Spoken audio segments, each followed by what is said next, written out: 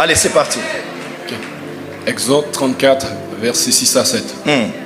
L'Éternel passa devant lui et s'écria: L'Éternel, Éternel, Dieu miséricordieux et compatissant, lent à la colère, riche en bonté et en fidélité, qui conserve son amour jusqu'à 1000 générations, qui pardonne l'iniquité, la rébellion et le péché, mais qui ne tient point le coupable pour innocent, et qui punit l'iniquité des pères sur les enfants et sur les enfants des enfants, jusqu'à la 3e et à la 4e. Et qui punit l'iniquité des pères sur les enfants et sur les enfants des enfants, jusqu'à la 3e et la 4e génération. On va lire ensemble le verset suivant. Lamentation 5, verset 7. Nos pères ont péché, ils ne sont plus. Écoutez-moi, nos pères, ils ont péché, mais ils sont déjà morts. Mais, et c'est nous qui portons la peine de leur iniquité. Waouh! Deux mots clairs, péché et... Voilà, quelqu'un peut dire péché, et iniquité. Nos pères, ils ont péché. Ils ne sont plus, mais nous subissons les conséquences de leur iniquité. Amen. Troisième texte. Romains 7, versets 15 à 25.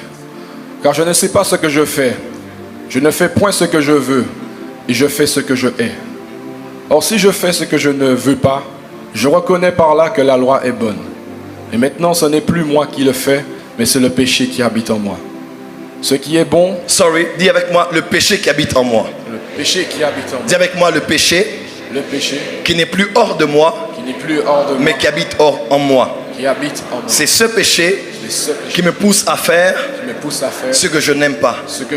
Quelqu'un peut dire amen? Amen. Continue s'il te plaît.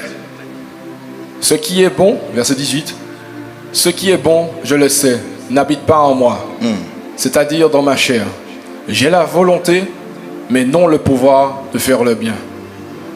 Car je ne fais pas le bien que je veux, et je fais le mal que je ne veux pas.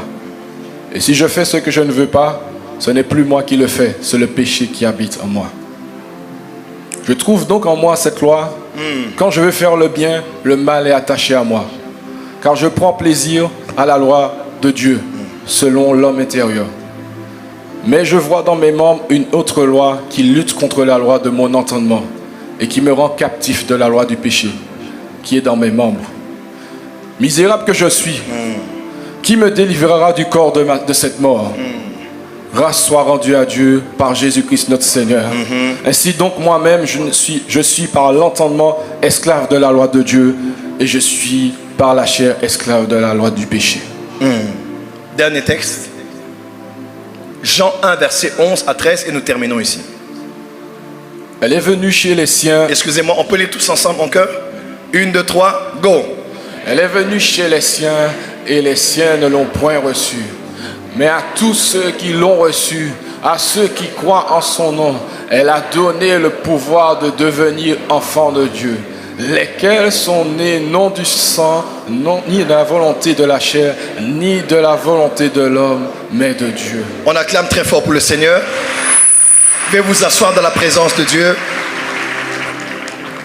Les réalités mystérieuses de ton sang, deuxième partie. Écoutez-moi très bien, cher peuple de Dieu.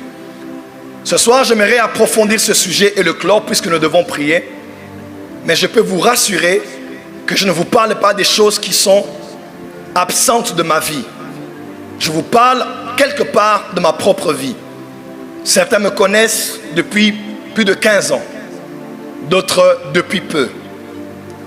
Mais pour ceux qui me connaissent, ils savent, comme tous les serviteurs de Dieu, nous passons toujours par des temps difficiles, des hauts et des bas, des temps de gloire et des temps d'humiliation. Et ceux qui suivent mon témoignage ou ont suivi mon parcours, ils savent que j'ai connu pratiquement une dizaine d'années, toute une décennie, durant laquelle je suis passé par des temps extrêmement difficiles. Depuis 2014, 2015, jusqu'à, si il faut aller jusqu'à plus que ça, depuis 2014, 2015. Et ça s'est terminé pratiquement vers 2020, 2022. il n'y a pas longtemps ici, je suis passé par des temps extrêmement difficiles. Que ce soit dans le foyer autrefois, que ce soit dans le ministère, que ce soit dans ma réputation, que ce soit dans mes finances, que ce soit même dans l'expansion de mon ministère, dans l'exposition des grâces que Dieu m'a données. J'étais passé par plusieurs années où tout était pratiquement bloqué. Promesse ici, promesse par là. Promesse de Dieu dans mon esprit, promesse de Dieu dans mes carnets, dans mes blocs-notes. Mais la réalité de ma vie ne suivait pas. J'avais presque tout perdu. Ma famille était avec moi et quelques-uns de mes fils et filles spirituels qui me disaient: papa, on croit en toi, on sait que Dieu est avec toi et tu vas t'en sortir. Que Dieu bénisse tous les fils et les filles spirituels loyaux qui savent souffrir avec leur père parce qu'ils finissent par régner avec lui. Lorsque ces choses se sont passées, Dieu m'a parlé clairement. Une nuit, au tout début de l'année, on a fêté la bonne année. Au début de l'année, c'était l'année 2019. Je dors et je fais une vision dans laquelle un prophète, que dis-je, l'esprit d'un prophète a passé toute la nuit avec moi. Et je lui posais des questions sur ma vie. Je lui regarde ma vie. Mon foyer a volé en éclats. Regarde ma vie. Mes collaborateurs viennent de me quitter au mois de décembre. Le pasteur assistant est parti sans trace. Quelques fils et filles spirituels que j'avais, même le responsable du protocole était parti à l'occasion de rien.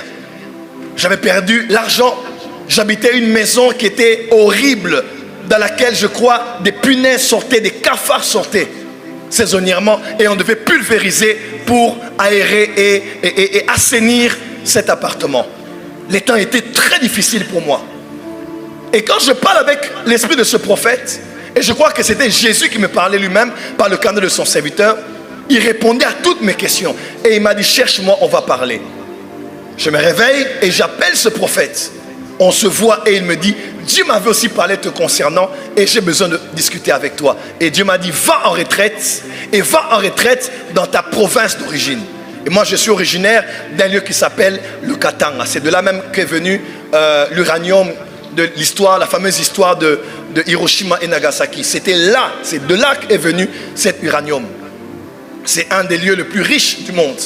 Et je suis originaire de cette province qu'on appelle le Haut-Katanga. Je vais en retraite et je commence à prier. Je dis: Seigneur, je suis ministre de Dieu.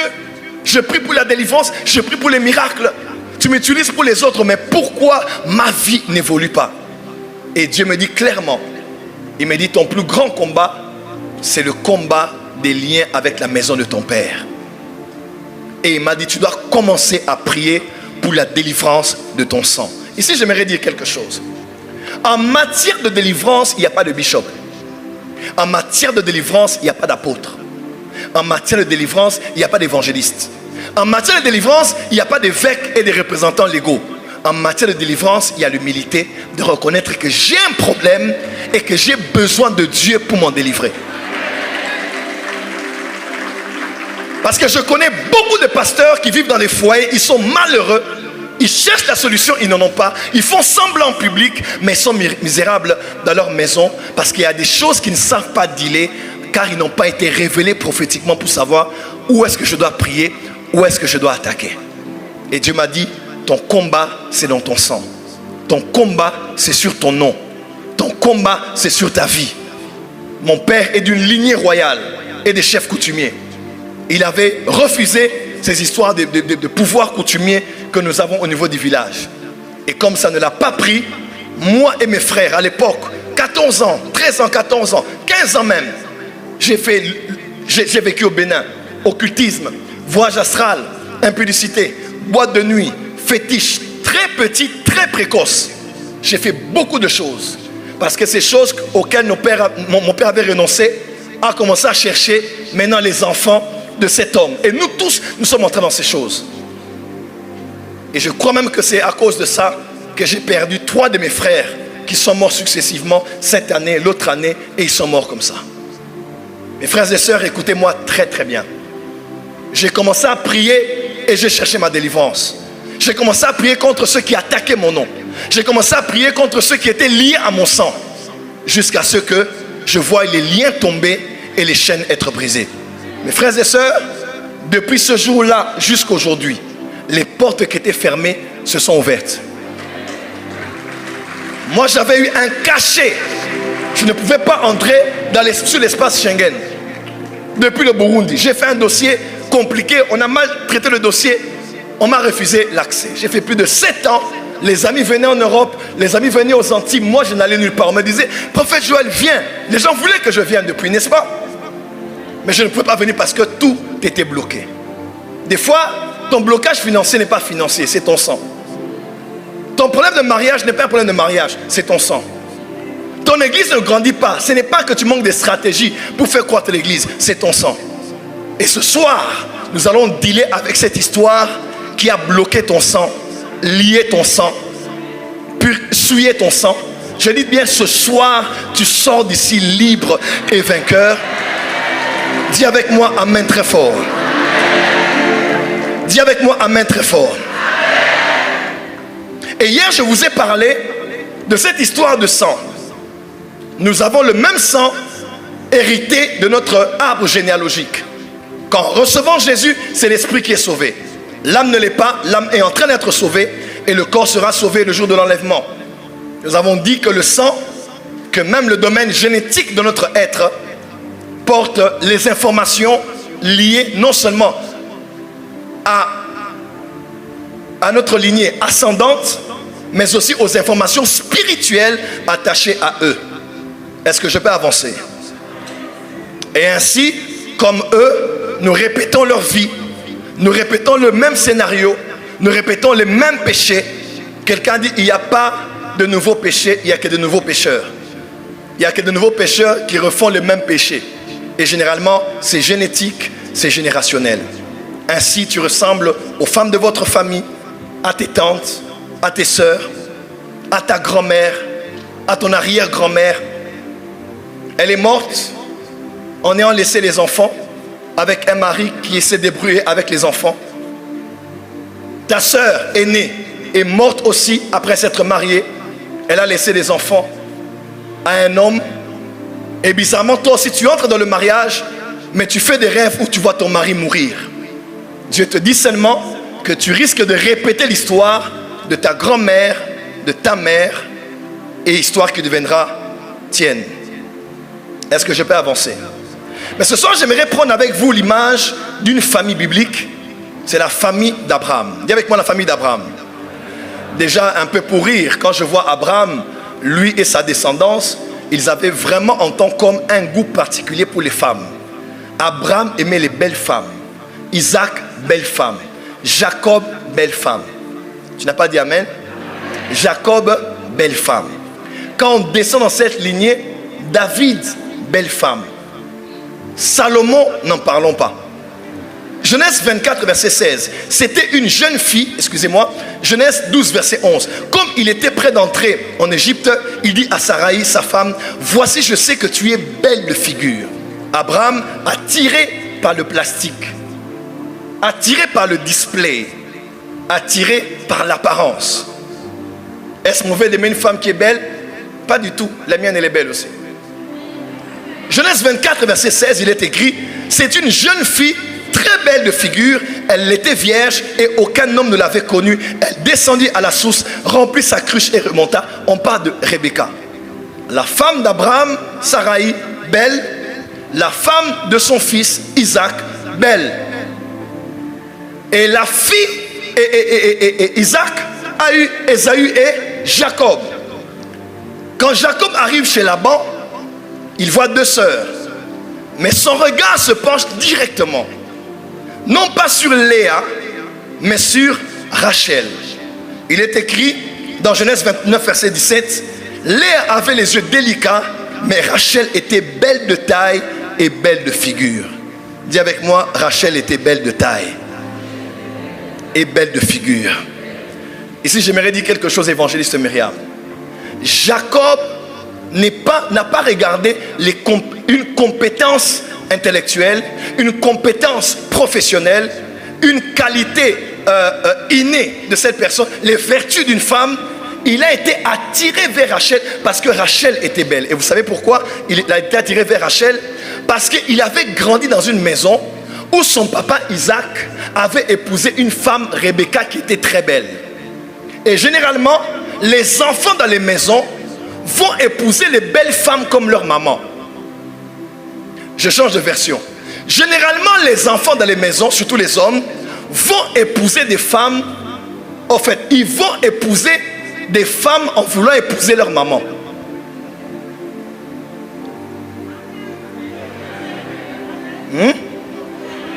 Chez nous aux Antilles, ici, généralement, on a grandi avec nos mères, n'est-ce pas? Les papas étaient absents ou bien ils étaient présents, mais absents toujours. On a grandi avec des mamans. Ta maman, c'est ton héroïne. Ta maman, c'est ta force. Ta maman, elle s'est battue pour que tu sois l'homme que tu es. Ton papa n'était pas là, maintenant c'est ta maman. Demain, c'est à toi de te marier, mais tu commences à chercher une femme qui ressemble à ta maman.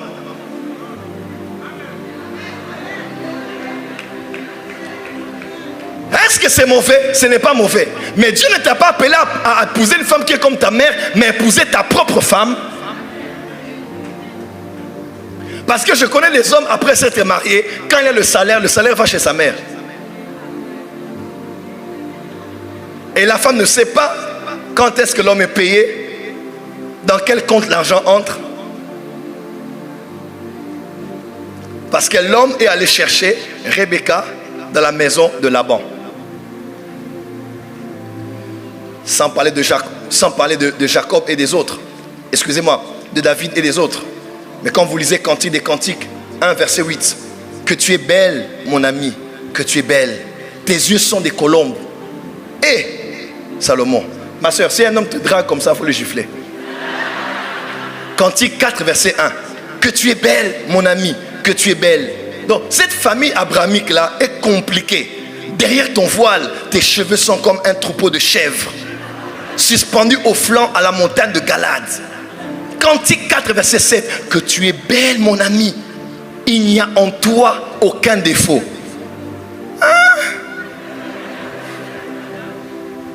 Pourquoi?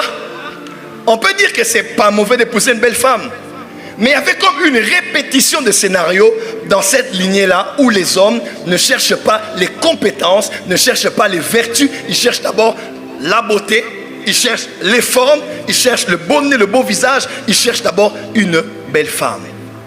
Dis à ton voisin, est-ce qu'il y a des hommes dans la salle? Je vous donne un conseil. La beauté est éphémère. Après 2-3 grossesses, elle n'aura pas toujours la même taille. Toi qui voulais épouser Miss Martinique, tu as un problème. Parce qu'après 1, 2, 3 grossesses, son corps peut changer. Adam, quand il a vu Ève, Adam n'a pas dit, voici cette fois-ci la chair de ma chair, l'os de mes os, mais il a dit, voici cette fois-ci l'os de mes os et la chair de ma chair. Parce que le choix d'Adam n'était pas dans ce qu'il voyait, mais dans ce qu'on ne voyait pas, qui était à l'intérieur de Ève. Ne cherche pas d'abord la beauté, cherche la structure osseuse, cherche les valeurs, cherche les principes que la femme a qui font qu'elle soit debout. Et parce qu'elle est debout, tu seras debout toi ainsi que votre postérité.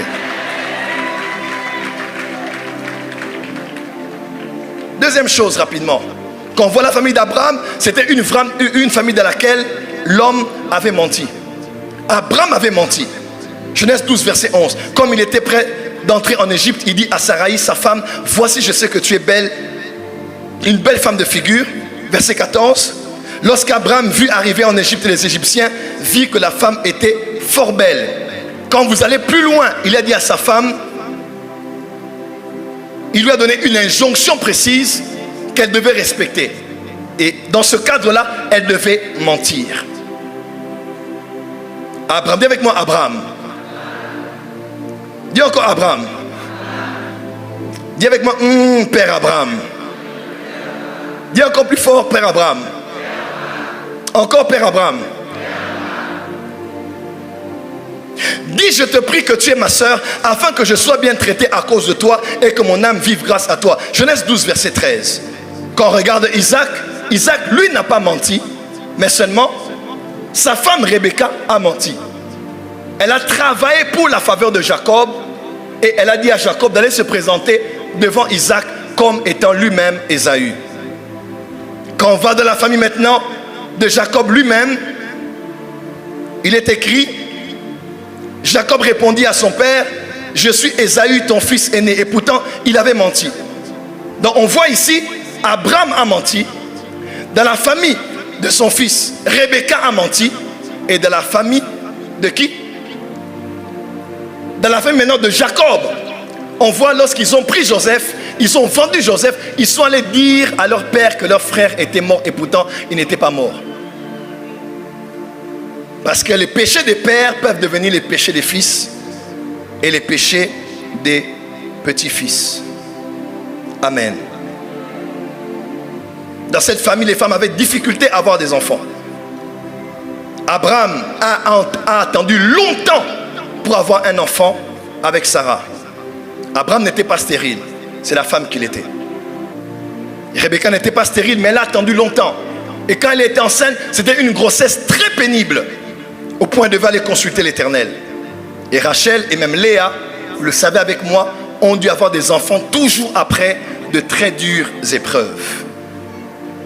Quand vous regardez cette famille aussi, avant d'aller plus loin, cette famille avait le combat des premiers-nés. Quelqu'un peut dire avec moi le combat des premiers-nés. Qui est né de sa famille ici?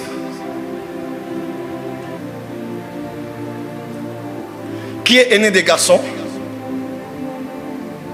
Aîné des filles? Papa a eu plusieurs enfants, mais tu es l'aîné de tous les enfants. Tu es l'aîné du côté de ta mère. Amen. De manière très étrange, quand vous lisez dans la parole de Dieu, dans cette famille-là, ils avaient comme, à part la prospérité qui les accompagnait, il y a quelque chose d'étrange qui était sur eux. Ils avaient un sérieux combat au niveau des premiers-nés. Et les premiers-nés n'héritaient pas. Abraham a eu Ismaël, son premier-né. Ensuite Isaac. Et dans l'histoire, Ismaël n'a pas hérité. C'est Isaac qui a hérité. Isaac a eu Ésaü et Jacob, tous deux des jumeaux. Ésaü n'a pas hérité. Jacob a hérité. Jacob a eu 12 fils qu'il a bénis même au soir de sa vie et a prophétisé sur eux. Son fils aîné, c'était Ruben. Ruben n'a pas hérité. C'est Judas et Joseph qui ont hérité. Dis avec moi, Amen. Ce soir, Dieu m'a dit, il va délivrer les premiers-nés. Je dis bien ça, Dieu va délivrer les premiers-nés. Quand vous regardez bien dans toutes les familles, Satan s'appesantit toujours sur les premiers-nés. Souvent, ils ne réussissent pas leur vie. Ils ne finissent pas les études. Ils sont des fois les plus irresponsables. Souvent, pas toujours. Ils sont souvent très malades. Ils ont souvent des difficultés à s'en sortir. Et pourtant, dans le plan de Dieu, à part le père, à part la mère, l'enfant qui est le premier-né a un pouvoir spirituel même de bénir ses petits frères et ses petites sœurs. Parce que l'aîné a été prédestiné par Dieu pour être la référence du succès dans le mariage, dans le travail, dans les finances de toute la famille. Dieu me dit ce soir, il va relever l'honneur des premiers-nés qui se trouvent ici. Tu n'as pas dit amen là où tu es. Dieu dit, il va restaurer l'honneur des premiers-nés qui se trouvent dans cette salle. Parce que Dieu veut que tes petits frères et tes petites sœurs se frappent la poitrine et disent, nous avons un grand frère et nous avons une grande sœur. Dis amen très fort. Mais dans le mystère des premiers-nés, il y a ce qu'on appelle le premier-né biologique, mais aussi ce qu'on appelle le premier-né prophétique. Des fois, le premier-né biologique doit être honoré, mais prophétiquement, c'est le quatrième de la famille qui devient comme le premier-né. Et Dieu fait que ce soit lui, le deuxième, le troisième ou le cadet, qui soit le pilier et la colonne sur laquelle tout le monde va se poser. Je décrète et déclare ce soir ici. Tout homme et toute femme que Dieu a prévu qu'il soit un premier-né. Premier-né dans ta famille, afin que tu relèves le nom de ton père, que tu relèves la gloire de ta famille. que le Dieu que je sers libère l'onction de la prééminence sur toi. Je dis, libère l'onction de la prééminence sur toi. Je dis, libère l'onction de la prééminence sur toi. Dis amen très fort là où tu es. Dis amen très fort là où tu es. Dis amen très fort là où tu es. Dis à ton voisin, voisin, je suis premier-né prophétique. Dis encore, voisin, je suis premier-né prophétique. Dans cette même famille, ils avaient un scénario répétitif qui faisait que les hommes, à part dans le mariage, ils aient des enfants hors mariage. Abraham a eu un enfant avec la servante de sa femme. Quelqu'un peut dire amen. Sauf Isaac. Jacob a eu des enfants avec Léa et Rachel et avec leurs servantes. Il y avait comme quelque chose qui faisait que on a des enfants ici, mais on doit en avoir aussi à l'extérieur. Et ici, j'aimerais dire ceci. Il est possible que ceux qui attaquaient la première génération n'attaquent pas la deuxième. Mais puisqu'elle est dans le sang, elle peut aller vers la troisième. De la même manière que des fois, des enfants ne ressemblent pas à leur père, physionomiquement parlant, mais ressemblent à leur grand-père. Ils ressemblent à leurs oncles. Il est possible que quelque chose n'impacte pas directement les enfants, mais impacte les enfants des enfants. Voilà pourquoi il faut en être très conscient et savoir comment prier. Acclame et je vais t'expliquer quelque chose. Redonnez-moi le verset sur les péchés et les iniquités. Nos pères ont péché, ils ne sont plus, et c'est nous qui portons la peine de leurs iniquités. Prophète Joël Francis Tatou, quelle est donc la différence entre un péché et une iniquité? C'est très simple et c'est très clair. Quand vous lisez dans la parole de Dieu, ces deux termes sont interchangeables. On peut dire péché, on peut dire iniquité. Mais quand on va en profondeur en hébreu, on peut voir que péché, c'est comme un acte que l'on pose. Mais iniquité, c'est comme la pratique de cet acte qui quitte l'extérieur et entre à l'intérieur. Est-ce que je peux expliquer cela? Je peux expliquer cela? Lorsque j'ai menti une fois. Mais les scientifiques disent que lorsqu'un homme pratique quelque chose pendant 21 jours, ça devient génétique. Ça peut entrer et se codifier génétiquement. Donc c'est un acte, un vice manifesté à l'extérieur, mais à force de pratique, cela devient génétique. Et quand ça devient génétique, ça devient ce qu'on appelle l'iniquité. L'apôtre Paul dit, ce que je sais qui est bien, je ne le fais pas. Ce que je sais qui est mal, c'est ce que je fais. Pourquoi? Parce qu'il y a un péché qui habite en moi. L'iniquité, c'est le péché. Ce n'est pas le péché que tu commets, mais c'est le péché qui habite en toi. Qu'est-ce qui a fait tomber Lucifer? Ce n'est pas le péché. Quand vous lisez Ézéchiel, Lucifer péchait déjà. Il était dans des commerces bizarres, il faisait beaucoup de choses. Dieu n'avait pas parlé à ce sujet. Mais le jour où l'iniquité fut trouvée en lui, alors Dieu a décidé de le faire tomber.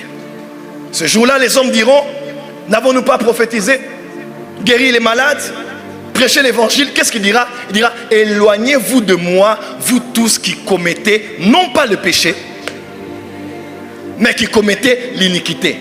On ne perdra pas le salut parce qu'on a péché. On perdra le salut parce qu'on a vécu une vie de pratique. Voilà pourquoi on dit, dehors les chiens et tous ceux qui aiment et pratiquent le mensonge. Pratiquer en grec, c'est le mot poieo. Il y avait moi poieo. Poieo, c'est comme quelque chose qu'on pratique et qui nous déforme. Dis avec moi pratique. Qu'est-ce que Satan cherche quand il te pousse à pécher? Satan cherche non pas que tu pêches, mais que tu deviennes pécheur.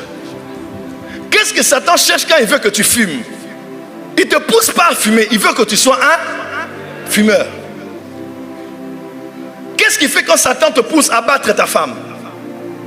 Ce n'est pas que tu la battes une fois, mais que tu sois un homme violent et qui abuse de ta femme physiquement. Parce que lorsque tu pratiques une chose, elle finira par entrer en toi. Et lorsque tu pars, tous ceux qui porteront ton nom ou tes gènes par rapport au chromosome 23, n'est-ce pas? Du père et de la mère, 46, c'est ça? Que tu hériteras de tes parents, avec les informations, tu répéteras toujours ce qu'eux ils ont fait et tu répéteras cela. Voilà pourquoi nos pères ils ont péché, ils ne sont plus là. Mais nous portons la peine de quoi? De leur iniquité. Ésaïe chapitre 6. Lorsqu'Ésaïe voit les séraphins, lorsqu'on met la brèche du Saint-Autel dans sa bouche, qu'est-ce qu'on lui dit? On dit, voici, ton péché est pardonné et ton iniquité a été ôtée. On pardonne un péché, mais on ôte une iniquité. Tu n'as pas compris? Un péché, on le pardonne. Mais une iniquité, on doit l'extirper. On doit la déraciner. Notre problème à nous tous ici, c'est quoi? Nous tous, en commençant par moi. Ce n'est pas le fait que nous péchons. Nous bronchons tous de plusieurs manières. Mais c'est le fait que nous nous sentons poussés vers des choses aisément. Quand nous lisons la vie de nos pères et de nos mères, nous réalisons que c'est ce qu'ils avaient vécu toute leur vie. Parce que c'est quelque chose qui est codifié génétiquement. C'est quoi l'iniquité? L'iniquité, c'est le péché générationnel. C'est le péché génétique. C'est la banque de données génétiques d'une génération à une autre. Par rapport à quelque chose de néfaste et de nuisible. Et Dieu pardonne le péché. Mais il punit les iniquités jusqu'à la 3e à la 4e génération. Le problème, ce n'est pas le péché. Le problème, c'est l'iniquité. Quelqu'un peut dire amen bien? Voilà pourquoi l'Antichrist, on ne parlera pas de lui comme étant le mystère du péché, mais le mystère de l'iniquité. Puisqu'il n'y a pas un plus grand pouvoir que le pouvoir de l'iniquité. Frère, ton combat à toi, c'est ce qui est dans le sang. Et ce soir, nous allons extirper cela. Nous allons retirer cela. Nous allons retirer la puissance de l'iniquité afin que tu sois totalement libre. Lève la main, dis Seigneur, mon sang, purifie mon sang. Pasteur Daniel, question à 1000 €. Jésus habite-t-il en nous? Oui. Jésus est-il pleinement en nous? Oui. Jésus est-il abondamment en nous?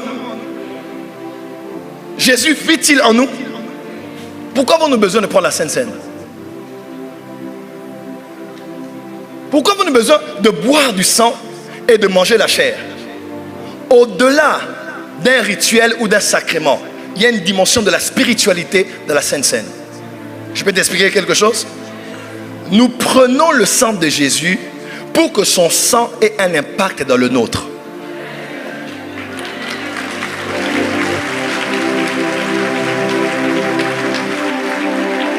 Je vais faire une déclaration que les pasteurs ne vont pas aimer ici. Les liens de sang ne se coupent pas. Je dis autrement. Ce qu'il y a dans ton sang ne se retire pas. Mais il se contient.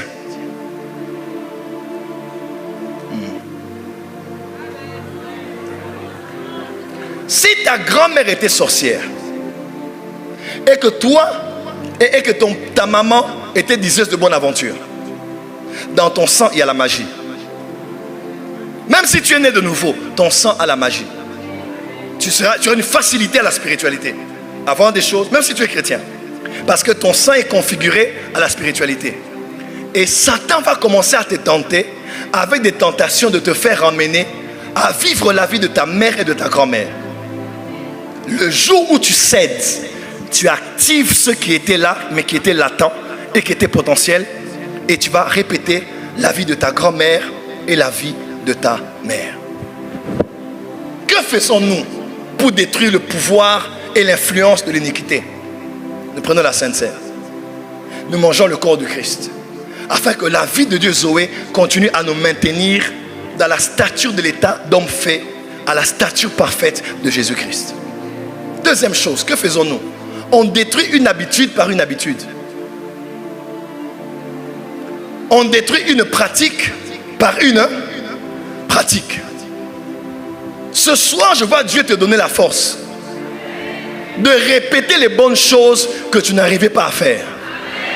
Ton amen n'est pas fort, pourquoi? Toi qui avais l'habitude de mentir, ce soir tu vas dire, prophète Joël, je veux commencer à dire là. Il y a des gens qui mentent tellement qu'ils ne savent plus quand est-ce qu'ils ont menti et ils ont dit la vérité. À partir de ce soir, tu vas dire, ma bouche. Il y a des gens qui... Tu vois, on occulte, hein, il somnole. Quand tu dis, tu somnoles, non, non, je priais. Tu ne pries pas, tu faisais dodo en plein culte. Acclame très fort là où tu es.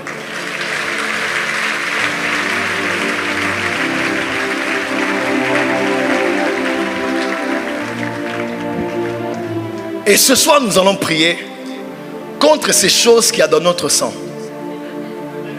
Parce que Dieu a décidé que tu ne répètes la vie de personne, mais que tu vives ta vie et que tu sois le patriarche ou la matriarche d'une lignée des gens qui ont réussi dans la vie. Je me suis battu contre ça et me voici, je suis là parmi vous en Martinique.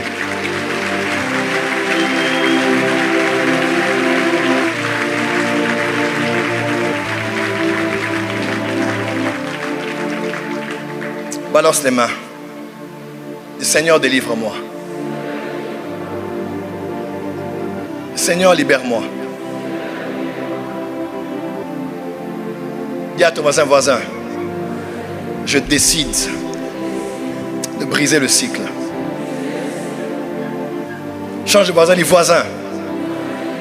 Je décide de commencer une nouvelle histoire. La femme samaritaine a dit à Jésus, Jésus, toi tu parles avec moi de quoi? Il dit, notre père Abraham nous a laissé ce puits. Et toi tu as quoi? La femme samaritaine s'est glorifiée de l'héritage que leurs ancêtres les avaient légué. Elle a frappé la poitrine. Nous avons le puits. Et vous, vous avez quoi? Ma prière est que 10 générations après, qu'un arrière petit enfant se batte la poitrine et dise, notre grand-mère Corinne avait construit une université en Martinique. Alors, tu n'as pas dit amen, pourquoi? Mais nous avons que l'héritage aujourd'hui des dettes, des maris de nuit, des femmes de nuit. L'enfant né, il est déjà né dans les dettes. Il est né à -1, il est né à découvert. Alors que sur d'autres cieux, l'enfant né, il a $1 million dans le compte. Parents, est-ce que les parents sont ici? Battez-vous pour donner le meilleur à vos enfants. Si ton père et ta mère ne te l'ont pas donné, donne ça à ton fils et à ta fille. Ce n'est pas parce que tu as manqué d'affection que tes enfants doivent manquer l'affection. Que tous les hommes lèvent les mains. Vous voyez les mains? Baissez les mains. Parmi tous ces hommes ici, lesquels des hommes sont ici? Ton père t'a déjà dit, mon fils, je t'aime et je suis fier de toi. Lève la main.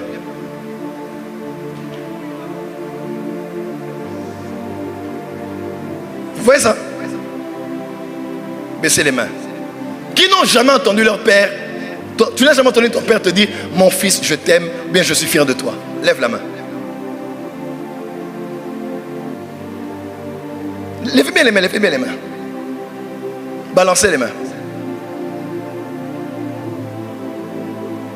Maintenant, quand tu as un père qui ne te donne pas l'affection, ne le juge pas très vite. Peut-être qu'il ne sait pas donner parce qu'il n'a jamais reçu ça. Toi aussi, femme, je l'aime bien, mais il n'est pas affectif, il n'est pas câlinou, il ne fait pas des bisous. Il apprendra ça où il n'a jamais vu papa faire bisous à maman. Et il faisait bisous dans le noir, ils éteignaient la lumière.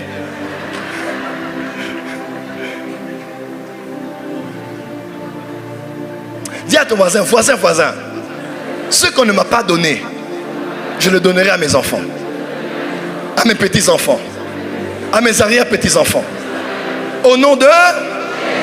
Tes parents ne t'ont pas donné une terre, tu n'es pas propriétaire. Mais toi, tu légueras à chacun de tes enfants une parcelle,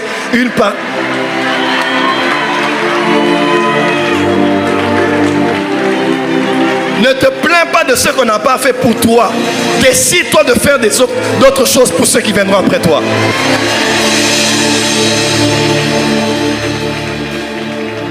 Hey! Balance les mains.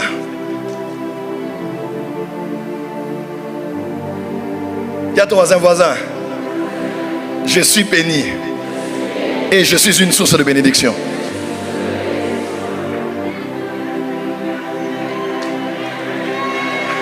Il y a 4 grandes richesses qu'un parent peut laisser à son enfant. Premièrement, l'éducation. L'éducation qui comprend des valeurs et des principes.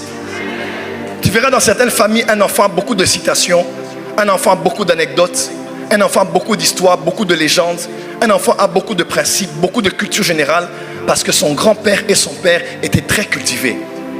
Ils lisaient des livres, ils avaient des bibliothèques. Tu sens quelqu'un, il parle, son discours est soutenu, il est cohérent, logique dans tout ce qu'il dit. Ils ont étudié eux tous dans les meilleures écoles, Cambridge, Oxford, ça coûte cher, mais les parents avaient tout fait pour donner la meilleure instruction et la meilleure éducation. Et ça commence à la maison. Nous sommes une génération qui allons décider de donner la vie à nos enfants. Ils n'apprendront pas chez leurs amis, ils n'apprendront pas à l'école, ils n'apprendront pas chez ChatGPT. Et ils apprendront de toi maman, ils apprendront de toi papa. Quelqu'un peut dire amen. Deuxième héritage qu'un parent peut laisser à son enfant, le plus important. Deuxième héritage. Avec moi, deuxième héritage. Une terre. Si tu n'as pas une terre, tu n'es personne sur la terre. Tu marches dans l'espace. Quand tu es parent, tu dois acheter. Tu dois posséder. Et écris même le nom de tes enfants sur un bien immobilier. Tu dois laisser un terrain à tes enfants. Tu dois laisser une terre à tes enfants. Tout homme responsable, moi je le crois, met les biens au nom de sa femme et des enfants.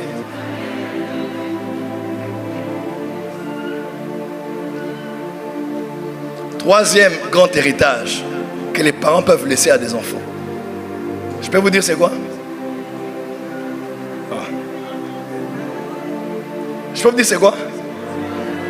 Un Dieu.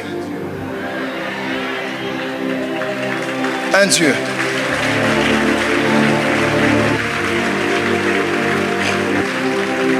On est à table, on veut manger. Hey, ne touche pas, ne touche pas.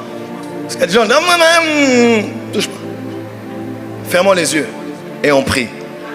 Même si les enfants ne prient pas, ils vont voir et un jour, quand ils seront chez eux, ils vont répéter ce qu'ils ont vu.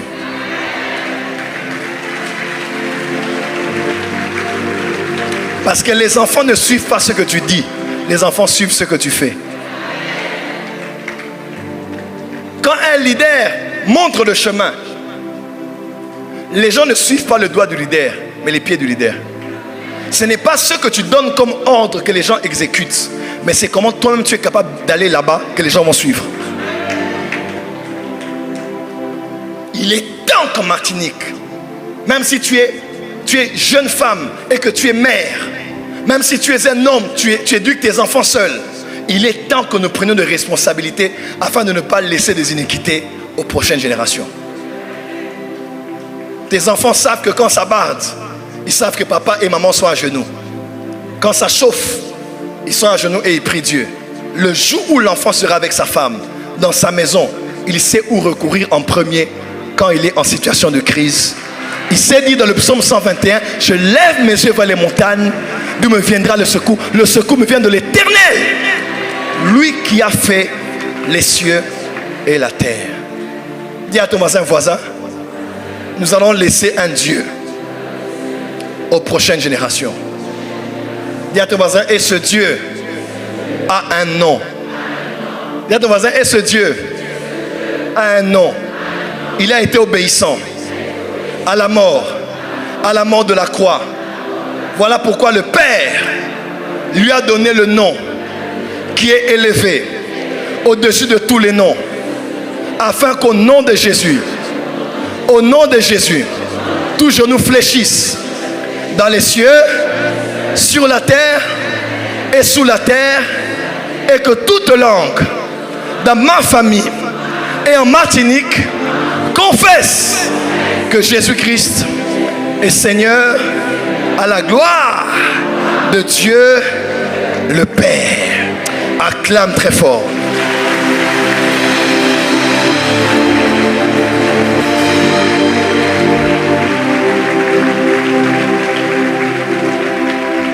Ma fille, lève-toi. Lève-toi, ma fille. C'est une de mes filles, un de mes pasteurs à Paris. Sa grâce ne ressemble pas à sa taille. La l'onction de Zachée. Mais c'est une des plus brillantes prédicatrices que je connaisse dans notre génération.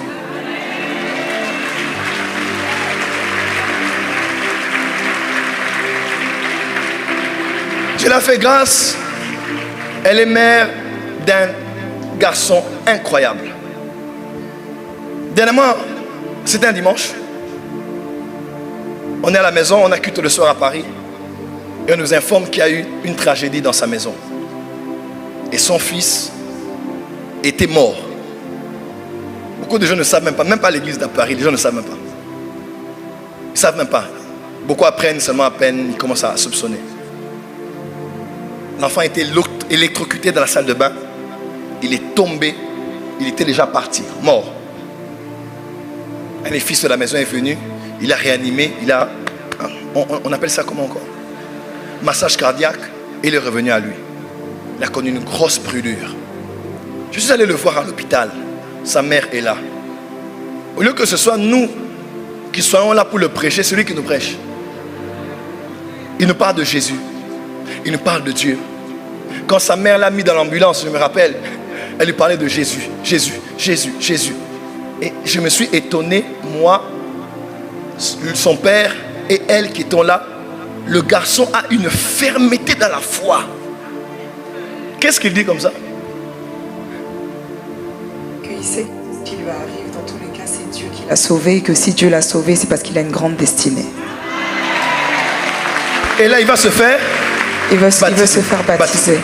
Et si je peux rajouter, même papa, je lui ai dit, tu vois là mon bébé, maman elle doit voyager, elle doit partir aux Antilles, mais là toi t'es malade, t'es pas bien. Il dit non, moi c'est Dieu qui se charge de moi, maman, va prêcher, reste pas là. Que Dieu bénisse les femmes qui sont seules et qui ont pris leur enfant, qui ne se prostituent pas devant leurs enfants, qui ne fument pas devant leurs enfants, qui ne se droguent pas devant leurs enfants, mais qui se disent, même si on abusait de moi, je lèverai mes enfants avec Dieu, j'emmènerai les enfants à l'église, je laisserai les enfants à l'hôtel. Que Dieu bénisse ces femmes là où elles sont.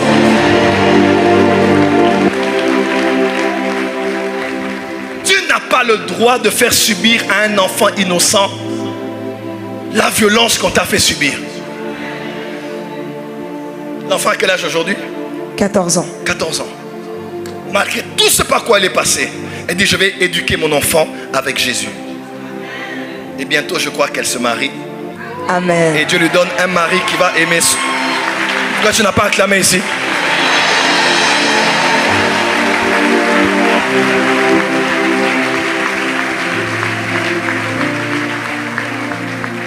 Ma mère a été veuve à 36 ans, 37 ans, avec 5 enfants. On n'a jamais eu une image d'une maman qui buvait, qui fumait, qui faisait n'importe quoi. Non. Ma mère a vendu des vêtements pour qu'on aille à l'école. Ma mère m'a appris Dieu, m'a montré Dieu. Je suis l'éducation que ma mère m'a donnée. Est-ce qu'une femme peut lire Amen bien? Amen. Oh! Voilà, tu n'as pas le droit d'être une femme là. Oh, maintenant toi tu es juste triste, hein? Ta vie est cousie comme ça. Non! Quand Dieu te donne un enfant, c'est pour que ce que tu n'as pas eu de la part d'un homme, de la part d'un parent, tu te dises, cet enfant est innocent, il n'a rien demandé, il est venu au monde, je dois me battre pour lui donner le meilleur de moi. Ce qui a détruit le sang de ma lignée ne détruira pas mes enfants. Est-ce qu'il y a des parents qui sont ici? Est-ce qu'il y a des parents qui sont ici? Ce soir, il y a une grâce qui va tomber sur tous vos enfants. Et la Bible déclare, tous tes fils seront disciples de l'Éternel. Je vois des évangélistes parmi tes enfants, des apôtres parmi tes enfants, des prophètes parmi tes enfants. Dis Amen là où tu es. La personne qui m'a accompagné à l'église, c'est ma mère. La personne qui m'a appris à prier, c'est ma mère. La personne qui m'a appris à faire les offrandes. On allait à l'église méthodiste. Là où ma mère priait. Quand on voulait aller à l'église, elle nous appelait nous tous comme des petits canetons. Elle donnait l'argent. Toi, prends l'offrande, l'offrande, l'offrande, l'offrande. Voilà pourquoi aujourd'hui, pourquoi je donne facilement? Parce que ma mère m'a appris à donner facilement. Isaac a dit, voici le bois, voici le feu, mais où est l'agneau? Qui avait appris à Isaac que quand on sacrifie, on a besoin du bois, on a besoin du feu, on a besoin de l'agneau? C'était qui? C'est Abraham. Les enfants ne feront que ce qu'ils vous ont vu faire. Cette soirée est la soirée de délivrance des familles. Ne fais pas subir à des innocents ceux qui ne méritent pas.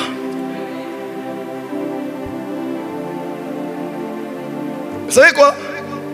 Ça nous arrive à nous des hommes d'être dépassés. Quand je suis faible dans la foi, deux personnes me soutiennent. Mon épouse et ma mère. Ma mère, quand elle appelle ma femme, de toute façon elle bénit ma femme. La servante de Dieu, la chantre, c'est Meki, ma fille, que tu es belle, tu as bien chanté, tu as bien ceci, tu as bien cela. Elle ne dit que des bonnes choses sur ma femme. Jamais insultée, jamais blâmée, jamais de jamais. Elle bénit ma femme. Si ma mère m'appelle maintenant là, mon général, elle me suit là-bas, reçois bisous maman.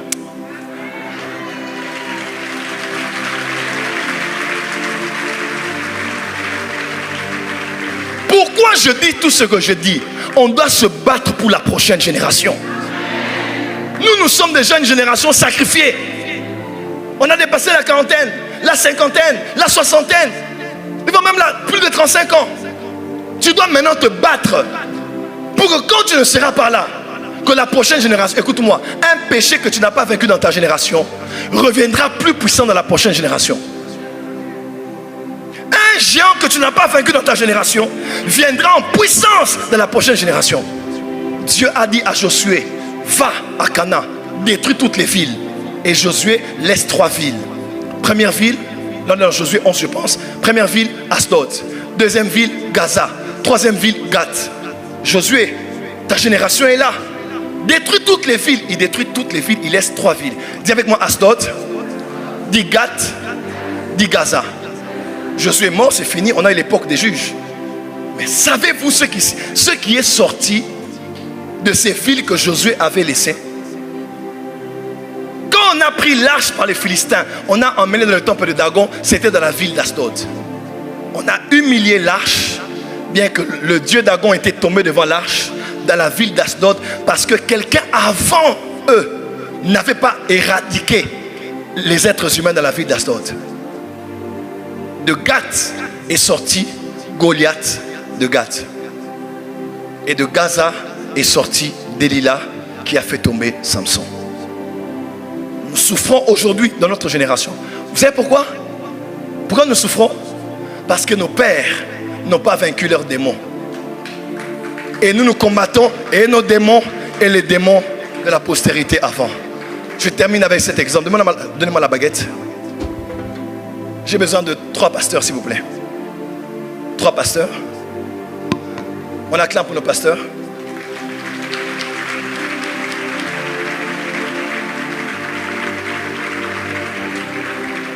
Tiens la main de ton voisin, du voisin. Tu dois te battre pour la prochaine génération des Antillais. Venez ici, pasteur. Ça, c'est quelqu'un que je connais très bien. You're a man of God. Venez, s'il vous plaît. S'il vous plaît, juste ici. Et vous, ici. Voilà. La vie, le ministère, le milieu professionnel n'est pas une course de vitesse, mais c'est une course de relais. Une génération s'en va et une autre vient. Tu n'es pas la première et tu n'es pas le dernier. Tu as un temps que Dieu t'a donné. Tu as succédé à certains avant toi et tu as précédé certains qui viendront après toi. Regardez cette image. Généralement, c'est la première génération qui commence. Elle commence à courir. Et quand elle doit courir, que fait-elle? Regardez dans cette direction. Ou bien, on va descendre, c'est mieux. Acclamez-nous très fort.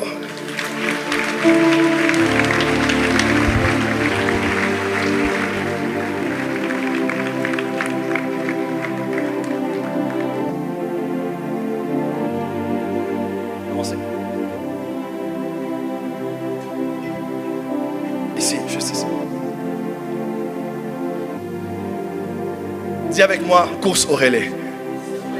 Généralement, ce sont les ancêtres qui commencent.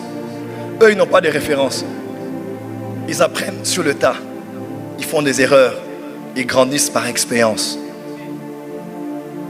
On peut tous les attribuer, mais on doit les honorer. Parce qu'ils n'ont jamais eu d'exemple avant eux. Ils se sont battus pour commencer la course. Merci pour la caméra. Merci. C'est très bien. Et eux, qu'est-ce que font-ils? Ils commencent à courir. Ils courent, que ce soit les pasteurs, que ce soit les politiciens, que ce soit les parents, que ce soit voilà, quelqu'un qui est de notre domaine. Généralement, voici ce qui se passe dans notre génération. Normalement, lui, il doit courir, et puis il passe, n'est-ce pas? Lui aussi, il prend la course, il passe, et puis lui, qu'est-ce qu'il fait? Il fait un sprint, et puis quand il gagne, ce n'est pas lui qui gagne, mais c'est l'équipe qui gagne.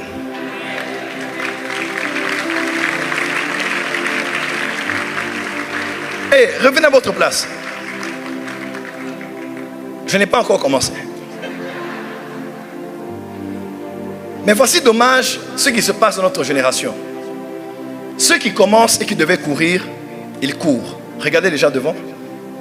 Faites comme si vous attendez déjà le bâton. Ils courent, ils courent, ils courent, ils courent, ils courent, ils courent, ils courent, ils courent, ils courent, et puis, paf! Maux d'ulcère, estomac, gastrite, diabète, dépression, fatigue, et puis il meurt. Il laisse tomber le bâton. Pasteur, on va s'asseoir un peu par terre. Merci. On va s'asseoir par terre. Merci. L'humilité précède la gloire. Généralement, ou si je dois nous situer, nous sommes des fois comme cette génération qui devons commencer, mais il y a eu comme déconnexion entre nous et l'ancienne génération. Et Dieu a prévu que notre course commence d'ici jusque-là. Et cela est déterminé par le nombre d'années qu'on a, la force qu'on a, l'onction qu'on a et l'énergie qu'on a.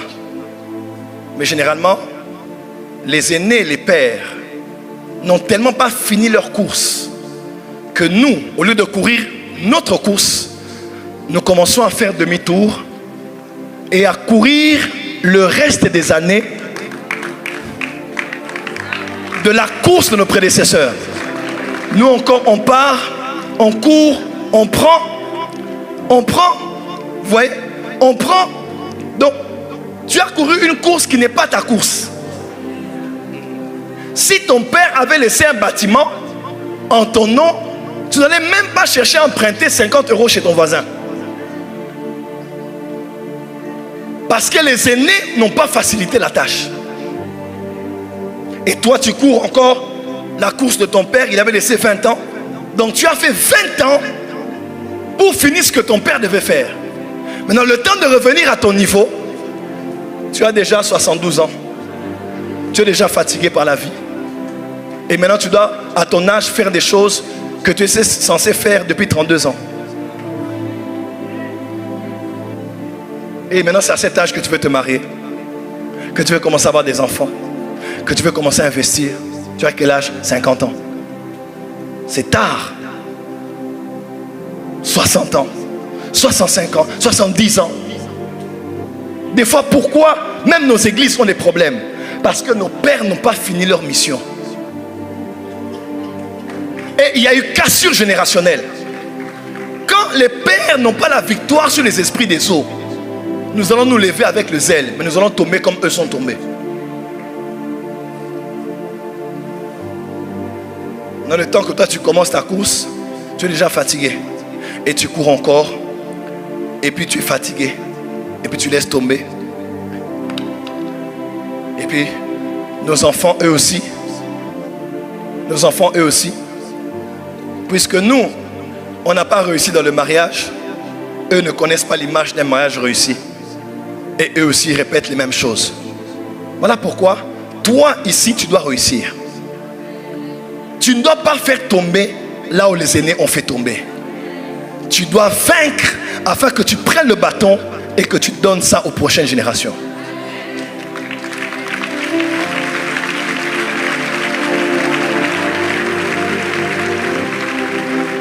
politique. Un homme politique pense aux prochaines élections. Mais un homme d'État pense aux prochaines générations.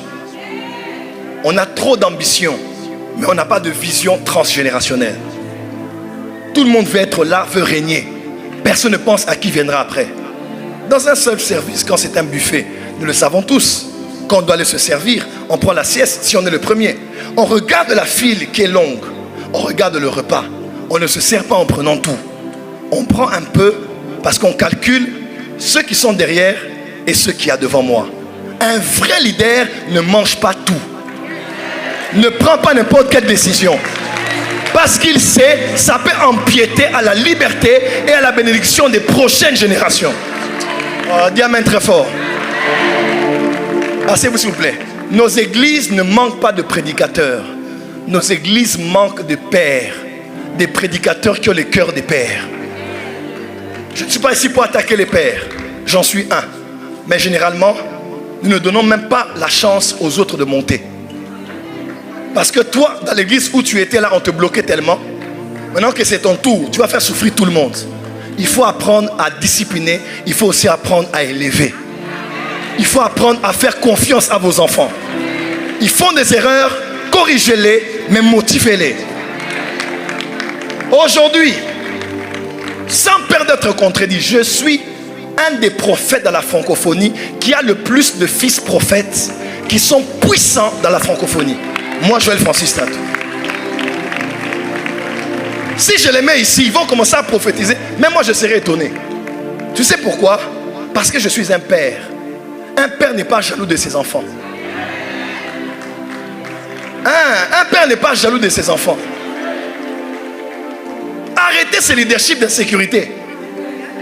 Quand quelqu'un monte, un de tes amis te dit, fais attention à ton collaborateur là-bas. Il n'y a pas deux lions dans la même jungle. Il faut l'offrir une cellule là-bas en Guadeloupe et le jeter là-bas. Qui vous a dit ça? Un leader est comme Pharaon. Il peut régner avec un Joseph plus populaire que lui, mais il est calme sur son trône. Il est possible d'être leader avec un leader qui est plus populaire que toi, mais d'être calme parce que tu as élevé un enfant. Je clôture en ces termes. Dieu m'a fait voir qu'il y a un problème générationnel sur notre île. On ne sait pas passer le bâton. Que Dieu bénisse le couple que j'ai vu ici, avec leur fils. Voilà pourquoi on ne croit pas au nôtre. Quand c'est quelqu'un qui vient de l'Afrique, un Ivoirien, un Gabonais, un Congolais, waouh! Quand c'est un des nôtres ici,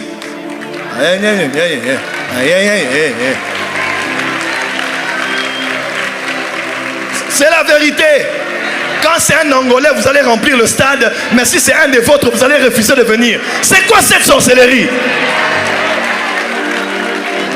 Il est temps de mettre la Martinique en avant, d'élever nos fils, d'élever nos filles. Celui qui monte, même s'il est païen, il faut l'acclamer. Oui. Oui. Il faut faire la part des choses entre chrétiens et patriotes. Moi, je suis congolais. Quand un Congolais remplit Accor Arena, même s'il n'est pas chrétien comme moi, je dis c'est bien. Parce que c'est mon pays qui l'a exporté. Pour le salut, on verra ça au ciel. Mais parce qu'on est sur la terre, il faut apprendre à acclamer les vôtres. Il y a des vrais prophètes ici, mais qui va l'écouter? Il y a des vrais prédicateurs ici, mais qui va l'écouter? Et comme les cochons, des fois, nous mangeons nos propres enfants.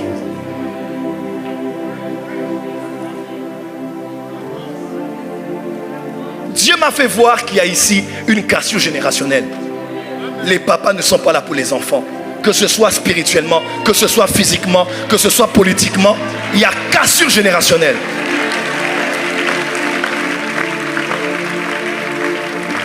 Pardon pour ce que je vais dire, pardonnez-moi. Le plus grand problème du monde, ce sont les hommes. Ce ne sont pas les femmes, ce sont les hommes. Les femmes ont peur d'acclamer, de peur que leur mari les récupère à la maison.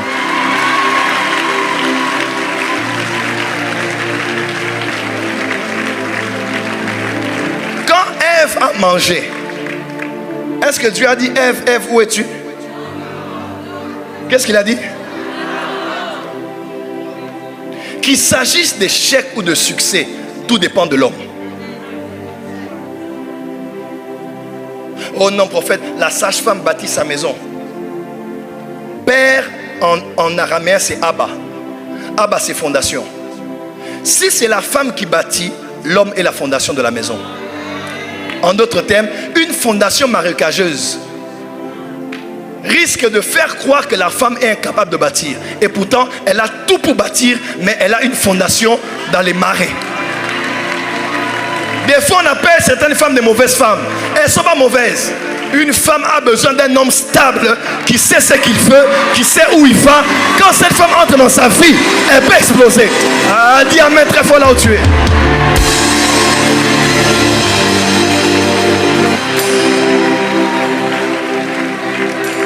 Un homme qui a un rêve a besoin d'une femme qui a une vision. Parce qu'elle prend ce que l'homme a, elle structure ça et elle accouche ça.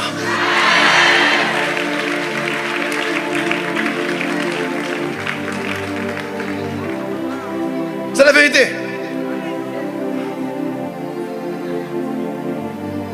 Une fondation de 1 mètre carré produira une maison de... Une fondation de 100 mètres carrés produira une maison de... La femme n'ira loin que dans la mesure de la distance de son mari. Je dis ça autrement. Un homme qui a une petite vision de la vie réduira sa femme à sa petite vision de la vie. Quand un homme voit grand, elle peut faire rêver la femme. Les femmes, on ne monte pas dans un taxi si on ne sait pas où on va. Après ce culte, il y a quelqu'un qui tu dois dire, quand est-ce qu'on va se marier? Oh non, c'est Dieu seul qui sait. Il n'y a pas Dieu seul qui sait. Qu'est-ce que toi tu sais? On va où? On se marie quand? Tu viens chez nous quand? Tu m'honores quand? L'histoire de cohabiter, c'est fini.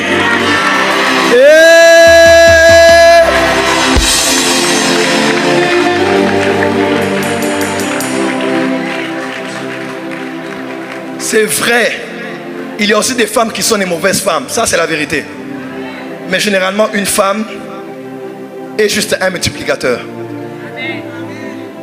Tu donnes un petit bout de sperme, elle te donne des jumelles après 9 mois. Ce que tu mets un peu en elle, elle te le redonne multiplié. La femme est comme un miroir, elle te donne le reflet de ce que tu lui présentes. Tu fais beaucoup de câlins, beaucoup de bisous, beaucoup de cadeaux, beaucoup d'honneur. Elle va te ramener ça aux multiples.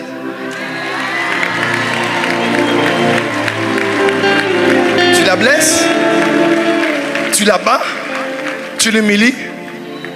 Quand une femme commence, même Satan s'assoit pour apprendre de la femme. Toi tu l'as trompé, hein? Si la femme doit te tromper, papa, laisse tomber. Elle va te faire un film avec ton meilleur ami. Oui, la responsabilité revient au père. C'est à nous les hommes que là. C'est vrai qu'il y a des mauvaises femmes, mais généralement c'est l'homme. Il faut que les hommes de mon île se réveillent. Nous devons prendre. Ce soir, il y a des enfants que tu as eu là. Tu dois rentrer les récupérer. Je sais que j'ai blessé quelqu'un. Mais mardi, je prends l'avion, je pars. Demain, si je te blesse, tu ne seras pas là où me trouver. Je te dis seulement qu'il y a des hommes ici qui ont 4 enfants dans la ville. Sainte-Lucie, tu as une fille là-bas. Guadeloupe, tu as 2. Au Canada, tu as 1. À Paris, tu ne sais pas si c'est elle. Il faut faire le test d'ADN. Ce soir, tu dois aller récupérer tous tes enfants. L'acte est un péché, mais l'enfant n'est pas un péché. Hein? L'enfant n'est pas un péché. L'enfant est une bénédiction. Je termine en ces termes. Nos églises ont un problème parce qu'on ne sait pas préparer la prochaine génération. Et des fois, la prochaine génération ne sait pas aussi se laisser être préparée. Ça aussi, c'est une autre chose. Aujourd'hui, même nous les pasteurs, on souffre. Même si tu montres l'amour, les enfants ne sont jamais satisfaits. Quand ils voient un nouveau pasteur venir en Martinique, Dieu m'a montré, c'est lui mon père spirituel. Il se réveille un bon matin, il dit, papa, tu n'as jamais été mon père. Les fidèles sont terribles. Hein? Le travail de pasteur est le travail le plus ingrat. Tu aimes les gens, tu te donnes à eux. Le jour où ils partent, ils te considèrent comme si tu ne les avais jamais connus. C'est la vérité. Ça aussi, c'est important. Avant que le jour du Seigneur n'arrive, j'enverrai Élie, le prophète. Il ramènera les cœurs des fils vers les pères et des pères vers les fils. Des fils vers les pères et les pères vers les fils. Parce que l'esprit d'Élie, c'est l'esprit de la restauration générationnelle.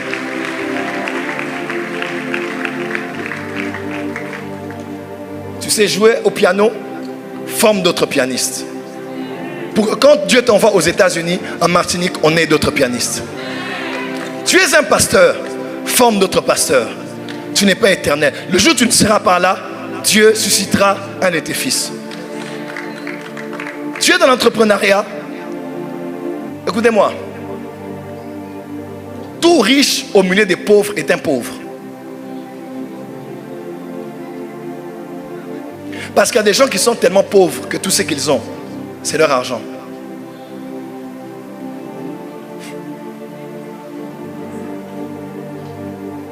Quand tu as les moyens, ne fais pas vivre les gens autour de toi par des cadeaux et des dons. Ne les donne pas un poisson. Apprends-les à pêcher. Héritage transgénérationnel. Transgénérationnel. Tu es un parent. Avec la femme, ça ne va pas. Bats-toi pour maintenir le foyer. Le divorce n'est pas toujours une solution. Bats-toi pour que tes enfants, eux, à leur tour, se marient et ne divorcent pas. Héritage transgénérationnel. Avant le 31 décembre, va voir ton père. Fais un cadeau à ton père. Avant le 31 décembre, va voir ta mère. Va honorer ta mère. Avant la fin de cette année, ou même cette semaine qui commence, toi qui es parent, qui as maudit un enfant, va récupérer ton enfant. Dis-lui que tu l'aimes. Demande pardon à ton enfant. Il est écrit, père, parents, n'héritez pas les enfants. Des fois, c'est nous qui avons hérité les enfants. On doit les demander aussi pardon. Pourquoi je dis tout ce que je dis en transpirant ce soir? Parce que j'ai vu dans mon esprit, il y avait des connexions. À cause de ça, on fait toujours comme question pour un champion, compteur à zéro. On reprend toujours au commencement. On reprend toujours à compteur à zéro. Ce n'est pas le plan de Dieu. Une nouvelle Martinique se lève. Une nouvelle Martinique se lève. Ton amen n'est pas ici, Bobo.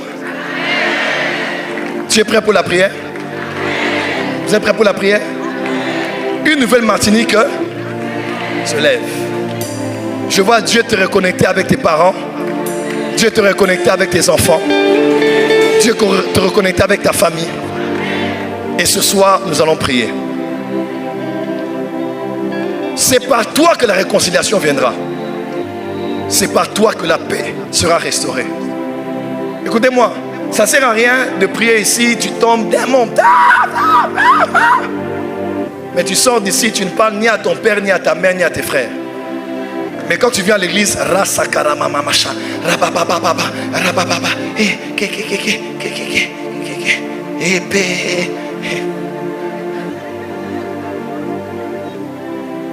dis à ton voisin, reconnexion générationnelle. Qui a été béni ce soir? Ces trois hommes devant sont notre prophétie. Ils sont l'image de ce que Dieu veut pour nous. Les pères, les fils et les petits-fils. Voilà pourquoi on dit, dans les derniers jours, je répondrai de mon esprit sur toute chair, vos fils, vos jeunes gens. On ne parle pas aux jeunes gens, On parle à une génération intermédiaire. On dit vos vieillards. Ah, personne n'a compris ce que j'ai dit. S'il vous plaît, mettez-vous comme ça. Mettez-vous ici. Vous au milieu. Non, juste là.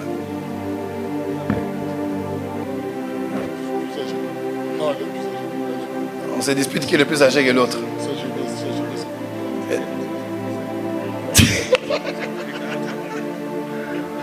On dit vos jeunes gens, peu importe. On dit vos vieillards. On dit vos jeunes gens. Quelqu'un me suit? Quelqu'un me suit? Cette prophétie concerne une génération intermédiaire. On dit vos jeunes et vos vieillards. Une connexion entre 3 générations. Lève les mains. Est-ce que tu es prêt pour la prière? Que Dieu bénisse sa parole.